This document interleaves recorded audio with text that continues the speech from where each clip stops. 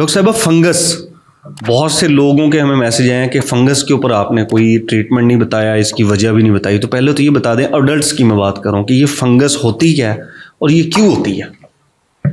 अच्छा, ये बड़ा अच्छा क्वेश्चन है क्योंकि फंगस आजकल बहुत कॉमन हो गई है। फंगस एक इन्फेक्शन है, जैसे बैक्टीरिया की इन्फेक्शन होती है, जैसे वायरस की इन्फेक्शन होती है, इसी तरह एक ऑर्गेनिज्म है, एक जरासीम है जिसको फंगस कहते हैं।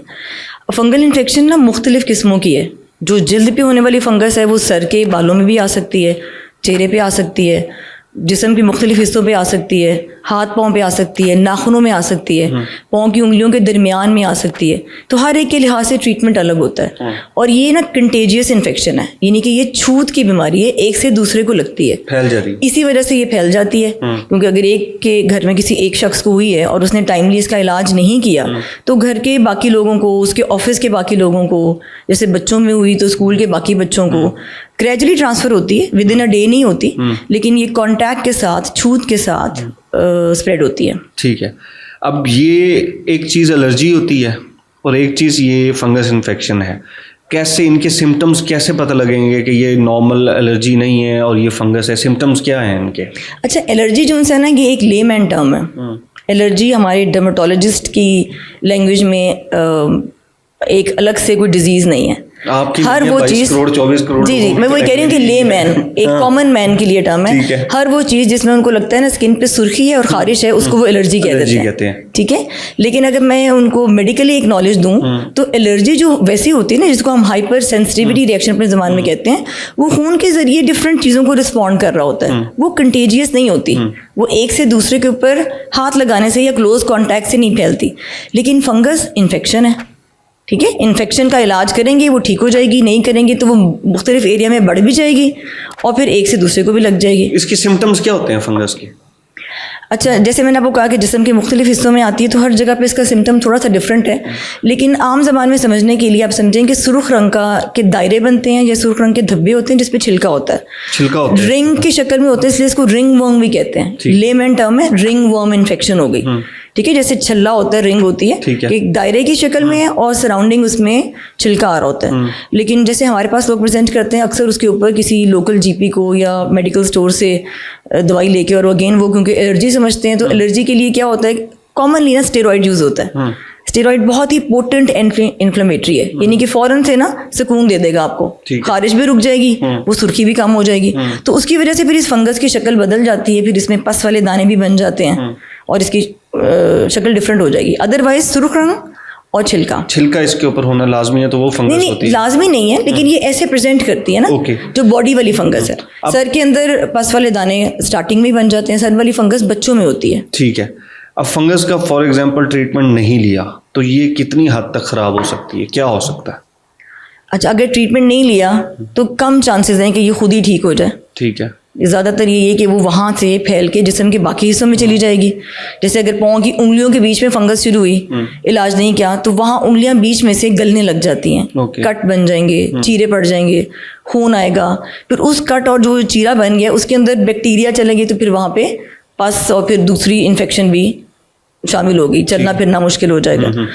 उसके अलावा इलाज नहीं किया, नेल्स इन्वॉल्व हो गए, तो नाखूनों की फंगस, अब नाखूनों की फंगस ज़ाहिर है वो सुर्ख रंग का पैच नहीं बनता, नाखूनों की फंगस अलग तरीके से प्रेजेंट करती है कि नाखून मोटा होने लग जाता है, काले रंग का हो जाता है या पीले रंग का हो जाता है। कुछ फंगस इन्फेक्शन जो नाखूनों की होती है उसमें सफ़ेद रंग के ऊपर धब्बे बनते हैं और नाखून की मोटाई ज़्यादा हो जाती है। ठीक है। अब इसमें जिस तरह आप बता रही हैं कि अगर फंगल इन्फेक्शन है फंगस का, उसका ट्रीटमेंट नहीं किया तो बॉडी का वो जो पार्ट है वो गलने सड़ने भी लग जाएगा। जी बिल्कुल। तो फिर अल्टीमेटली हो सकता है कि एक स्टेज आ जाएगा जब वो बॉडी पार्ट आपके लिए बिल्कुल यूजलेस हो जाए, उसको मतलब निकालना पड़ जाए। अच्छा, उसमें ऐसे है कि जैसे जो गलने वाली जगह है ना, वो है जैसे बगलों के दरमियान की जगह, क्योंकि ये बंद रहती है ना, दो जिल्दें आपस में जुड़ी हुई हैं, वहाँ पे फंगस आती भी इसीलिए क्योंकि वहाँ पसीना रहता है, ड्राई है या हाइजीन अच्छी नहीं है पेशेंट की।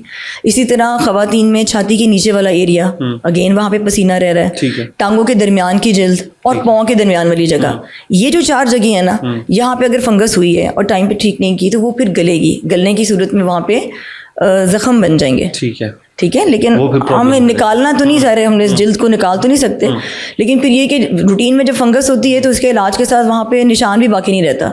लेकिन अगर वहाँ पे जख्म बन गया था देर लग गई, तो फिर जब उसका इलाज करेंगे तो हो सकता है पूरी तरह निशान ना जाए, ठीक है। अब ये जो हीलिंग का स्कार रह जाता है फिर। ठीक है, अब ये जो फंगस इन्फेक्शन है, अगर लाइक समवन वांट्स कि मुझे ये ना हो, इससे कैसे बचा जा सकता है? हाँ, उसके लिए ज़रूरी है कि अपनी हाइजीन मेंटेन करनी है, क्योंकि ये बाहर से लगी हुई इन्फेक्शन है, ये जिस्म के अंदर से तो नहीं आ रही ना, तो किसी और से आपको लग रही है, उसमें पुअर हाइजीन हो सकता है। इस सर्दियों में फंगल इन्फेक्शन इस वजह से बढ़ जाती है कि लोग नहीं नहाते, तो जब नहाना कम कर देते हैं उसके साथ फंगल इन्फेक्शन आ सकती है। फिर ओवर क्राउडिंग, एक कमरे में बहुत ज़्यादा लोग सो रहे हैं तो फिर एक से दूसरे को लगने के चांसेस उसकी वजह से बढ़ जाते हैं। Sharing of clothes, sharing of towels, washroom में एक ही तौलिया और सब लोग उसी को इस्तेमाल कर रहे हैं, तो एक को थी उससे दूसरे को लग जाएगी, तो उसमें हाइजीन मेंटेन करनी है। आप अपनी क्लोथ शेयरिंग ना करें, टॉवल शेयरिंग ना करें। अगर किसी को नाखूनों की फंगस है तो फिर वो नेल कटर के साथ भी एक से दूसरे नाखून में ट्रांसफर होगी। तो अगर घर के किसी फर्द को नेल की फंगस है तो उसका नेल कटर अलग होना चाहिए, ठीक है। इनफैक्ट उसका नेल कटर भी जिस नेल में फंगस है उसका अलग हो और उसके बाकी नाखूनों का अलग हो, ठीक है। कोम शेयर ना करें अगर बालों के अंदर है, ब्रश ना शेयर करें, जहाँ पे प्रॉब्लम है उसको शेयरिंग ना करें। हाँ, शेयरिंग ना करें। जिनको है उनसे भी थोड़ा सा आप एक तो उनको कहें कि वो इलाज कर लें और उनके साथ उस चीज़ को शेयर करेंगे तभी ट्रांसफर होगी, ठीक है। अब ट्रीटमेंट की बात कर लेते हैं। इसका कोई पहले तो ये बता दें, कोई घरेलू कोई होम रेमेडी है इससे बचने की, कि हो गई है तो कोई होम रेमेडी कुछ थोड़ी बहुत? अच्छा, एक तो ये इस चीज़ को अगर मैं लोगों तक पहुंचा सकूं, लोग रूटीन में क्या करते हैं, क्योंकि देखने में छिलका आ रहा होता है ना, तो लोग रूटीन में इसके ऊपर ऑयल लगाना शुरू कर देते हैं और लोगों को लगता है कि ये खुश्क हो गई है तो ठीक हो जाएगी। अब एक मैं ये ज़रूर बताऊंगी कि देखें, फंगस को आम ज़बान में धदरी, उल्ली या काई, इन लफ्ज़ को अगर कोई समझ ले ना, अब धदरी, उल्ली, काई, इन लफ्ज़ों से सबके जहन में आ जाएगा कि ये नमी से, मॉइस्चर से फैलती है। तो वो मॉइस्चर, यस, क्योंकि वो उस मॉइस्चर की एनवायरनमेंट में ही फंगस ग्रो करता है। तो अगर आप मॉइस्चर उसको मजीद देंगे, चाहे वो पसीने का मॉइस्चर है, चाहे वो आपने ऑयल लगा लिया उसका मॉइस्चर दिया, तो ये उससे बढ़ जाएगी, ठीक है। तो एक तो ये ना करें कि उस जगह के ऊपर ऑयल लगा रहे हैं, ठीक है, ठीक है। रूटीन में अपनी हाइजीन बेहतर करें, क्लीन करते रहें। ये वो इन्फेक्शन नहीं है, जैसे मैंने आपको कहा कि बहुत कम लोगों में ऐसा होगा कि ये हुई है तो खुद ही ख़त्म हो जाए। इसके फिर स्प्रेड होने के चांसेस अगर आप नई ट्रीटमेंट लेंगे ना तो बढ़ सकते हैं।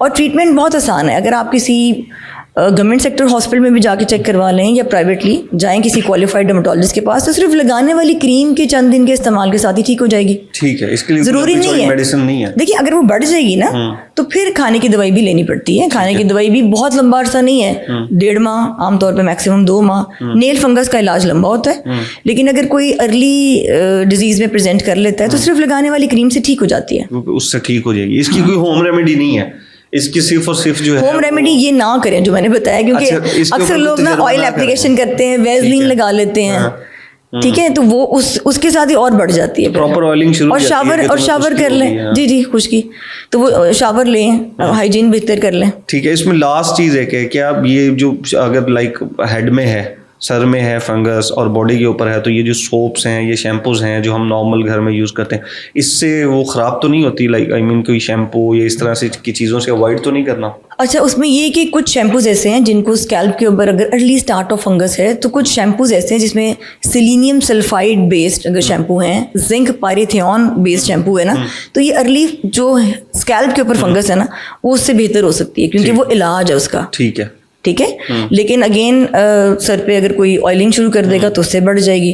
फिर बहुत सारे हमारी एंटी डैंड्रफ रेंज के शैम्पूज अवेलेबल होते हैं, तो वो ऐसे ओवर द काउंटर क्योंकि आराम से मिल जाते हैं, कॉस्मेटिक कंपनीज के भी हैं, तो वो भी इसको एट टाइम्स खराब कर देते हैं, तो वो ना करें। ये है कि अपने ऊपर खुद तजर्बा ना करें। हाँ, और सेलेनियम सल्फाइड वाले शैम्पूज जो उनसे ना कुछ कंपनीज हैं उनके मिल जाते हैं, जैसे सेल्सिन ब्लू एक आम शैम्पू मिल जाता है, उसके अंदर सेलेनियम सल्फाइड है, तो अगर किसी को अर्ली स्टार्टिंग है तो वो यूज कर सकता है, वो यूज कर सकता है, हाँ, उसमें कोई प्रॉब्लम नहीं, उसमें प्रॉब्लम नहीं है। Thank you so much doctor साहब, वेलकम।